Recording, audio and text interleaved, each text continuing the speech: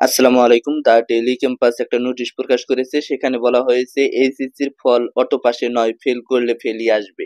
তো এই বিষয়টা নিয়ে আজকে বিস্তারিত তোমাদের সামনে তুলে ধরবো। তো মূল টপিকে চলে যাব। যারা এখনো নতুন অবশ্যই চ্যানেলটি সাবস্ক্রাইব করে পাশে থাকা বেল আইকনটি বাজিয়ে দাও। যারা ফেসবুক পেজ থেকে দেখতেছো অবশ্যই ফলো দিয়ে লাইক দিবা, কারণ একটি লাইক আমাকে নতুন আপডেট দিতে উৎসাহিত করে। তো শুরু করা যাক।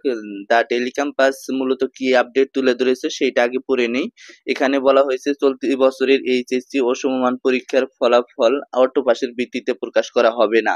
অনুষ্ঠিত পরীক্ষাগুলোতে প্রাপ্ত নম্বর এবং যে পরীক্ষাগুলো বাতিল করা হয়েছে সেগুলোর ক্ষেত্রে জেএসসি ও এসএসসির পরীক্ষার প্রাপ্ত নম্বরের ভিত্তিতে সাবজেক্ট ম্যাপিং করে এ সার্বিক ফল প্রকাশের প্রস্তুতি নিচ্ছে শিক্ষা প্রশাসন। তাই অনুষ্ঠিত পরীক্ষায় কোনো শিক্ষার্থী ফেল করলে ওই শিক্ষার্থী সার্বিক ফলাফলে ফেলই করবেন বলে জানিয়েছে শিক্ষা প্রশাসনের কর্মকর্তারা। যদিও এইচএসসি ও সমমান পরীক্ষার ফলাফল প্রকাশের সম্ভব প্রস্তাবনা এখনো প্রস্তুত হয়নি।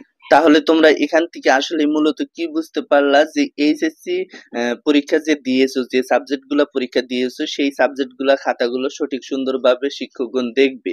যখনই দেখবে, দেখার পরে দেখবে যে ওই সাবজেক্টে তুমি ফেল করেছো, সেক্ষেত্রে তোমাকে ফেল দেওয়া হবে। এমনটাই কিন্তু তারা নোটিশ প্রকাশ করেছে। গতকাল এই নোটিশটা প্রকাশ করা হয়েছে যে আসলেই ফেল করলে সে ফেল করবে।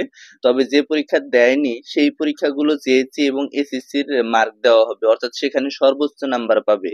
কিন্তু এই যে সাবজেক্টগুলো পরীক্ষা দিয়েছো সেই সাবজেক্টে যদি ফেল করো 100% তোমার ফেল চলে আসবে। এমনটাই কিন্তু এই বোর্ড সংশ্লিষ্ট যারা কর্মকর্তা আছে তারা গতকাল এটা ক্লিয়ার করে দিয়েছে বা জানিয়েছে। তবে রেজাল্ট কবে দিবে এখনো কিন্তু সেটা প্রস্তুত করা হয়নি বলে তারাও জানিয়েছে। তো এই ছিল আজকের ভিডিওটা। সামনে সকল আপডেট আমার কাছ থেকে পাবা, কিভাবে আসলে রেজাল্ট প্রস্তুত করতেছে না করতেছে। তো ভালো থাকো, সুস্থ থাকো। ধন্যবাদ সবাইকে।